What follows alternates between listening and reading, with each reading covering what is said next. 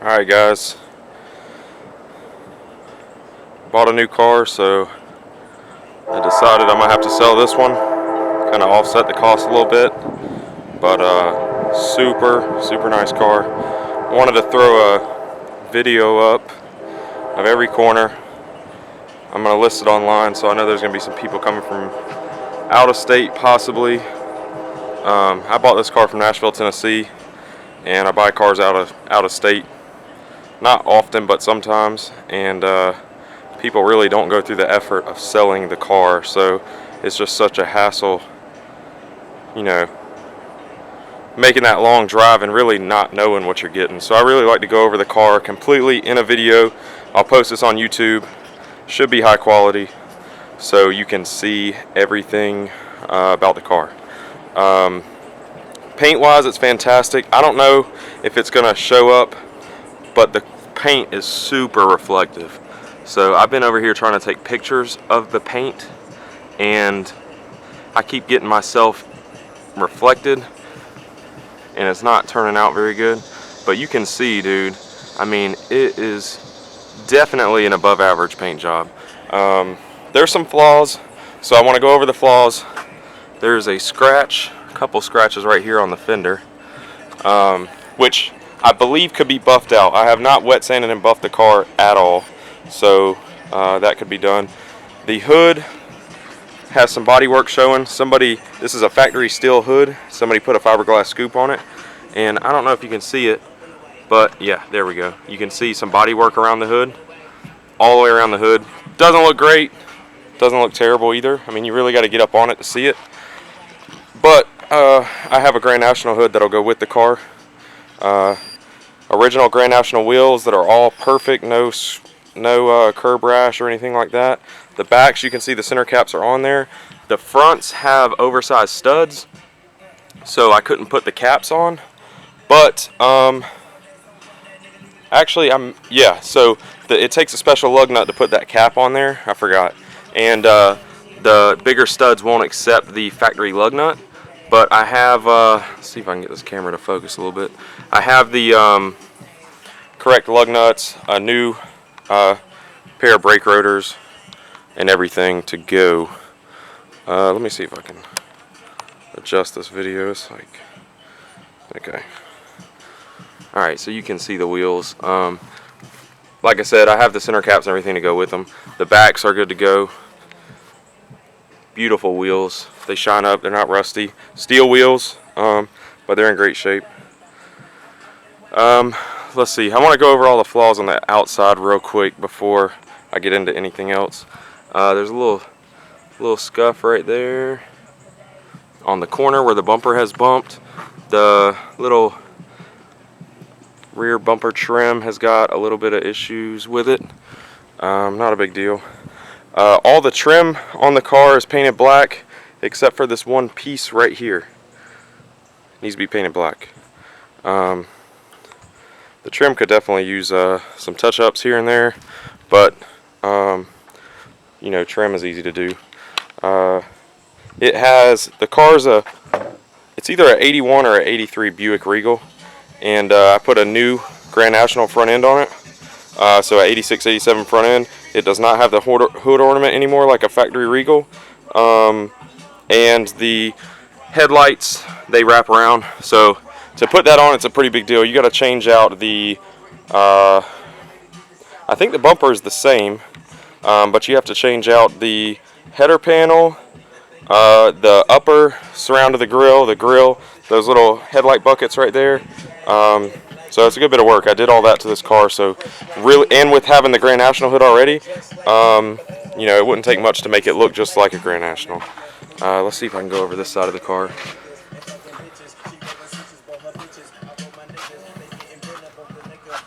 You can see how reflective it is, man. It's crazy.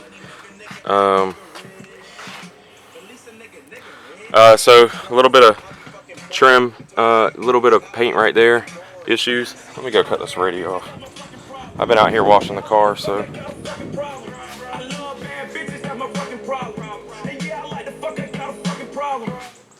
Sorry for the language, dude. I just had it on the radio.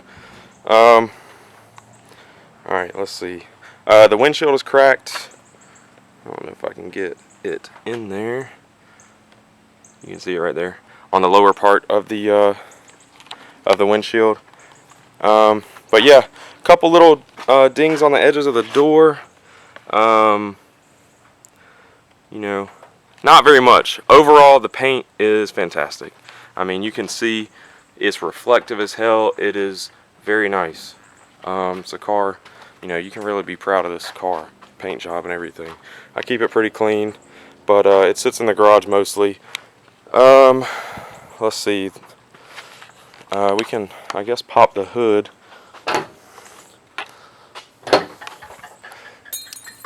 It has hood pins. I'm not a huge fan of that, but you know, I was going to put some of the black little dimpled ones in there that you just push the button on. Okay, so engine. Obviously, it is different. It is a LS1 engine. It has headers on it. I redid the air intake because I didn't really like how it was set up when I got it. It has stock 5.3 truck heads on it. Which I would go through and I would put probably an aftermarket set of heads on it or something to make it a little bit stronger. It does have, as you can see, it does have head studs, and I was also told that it has rod bolts. So the guy before me, I'm not sure if he rebuilt it or what, but the motor is very strong. Has good oil pressure. It never really overheats. It has an electric fan. New radiator. The nitrous stuff does not come with it. You can see there is no heater, there is no AC, there is no vent system, there is no power steering. It's a manual steering car. Aftermarket fuel rails, LS6 intake, a pretty big cam. I have it's the MS3 cam by Texas Speed, Magic Stick number 3. It has a nice set of mid-length headers on the car that go into a true 3-inch dual exhaust. You know, brakes, everything's good. No issues really mechanically with the engine or performance. There is the transmission. I took it to the track one time, and you could look back on some of my older YouTube videos and stuff, and you can see I took it to the track once, and it ran a 12:30, I think was the best time that it ran, at like 110 miles an hour, somewhere around there. So pretty strong, but the transmission was slipping real bad going into second and going into third. So I bought a Hughes brand aftermarket, what do you call it, manual valve body. It's a turbo 400 transmission, 3-speed, old school. Very strong though. I was told that the transmission was rebuilt before I got it, but I literally do not believe that at all because it was slipping bad at the track. Driving around town and stuff like that, it does fine. Shifts through the gears okay, you know, no problems. But the manual valve body, it needs that to really go back to the track and run good. On that pass that I ran at 12.3, the track prep wasn't good. I only got like a 1.9 60 foot, and like I said, it was slipping. So guaranteed with the transmission working correctly in the car going down the track, it would probably be a mid 11-second car or so, somewhere around there. So my plan was to race the car, and but I bought a newer car, so I'm planning on, you know, just selling this car because I've got too many right now. But man, I mean, I don't know if this video shows it justice, but the car looks fantastic. I really am going to be upset to sell this car. Let's look on the inside. Now, pre-warning, I haven't cleaned up the interior at all. So you're looking at it basically how it usually is. Sitting around, I haven't cleaned it. It has a roll cage in it. And I do like how they did the door bar. It's very low, so you just slide in like you normally would sit in the car. Very comfortable. Has a ratchet shifter. Tilt column. The tack and the tack and the it's got a tack, wideband, and oil pressure sensor, and those are the only gauges in there that work. The speedometer doesn't work, and I would recommending adding a water temp gauge, which I have and I can install. It's got HID lights. The car, I forgot to say about the car overall, is all steel. So the bumpers are steel, the hood is steel, trunk lid, doors, everything is steel. I bought the car and planned on building it to run in like a daily driver street car type drag racing. And the really nice thing is that the car is all steel, but it has been lightened a little bit. The doors have been lightened some. So the weight on it is down to like 3,050 pounds. So I'm 200 pounds, so race weight was going to be around 3,250, which is pretty good. So especially for an all steel car, a lot of people, you can still add fiberglass bumpers, you can still add fiberglass hood, stuff here and there. There's weight that you could still take out of it, but it is a daily driver type street car, and that's what I was going to build it for. So I didn't want to go extreme on the lightning.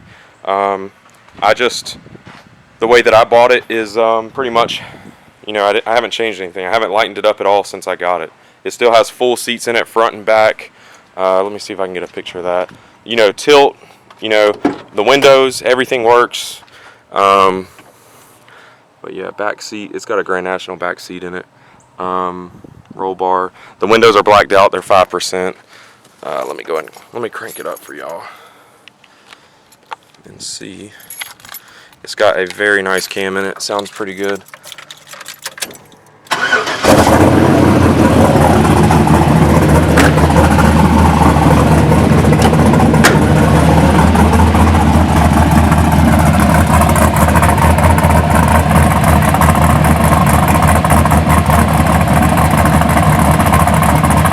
Let me give it a see if I can give y'all a little quick rev of it.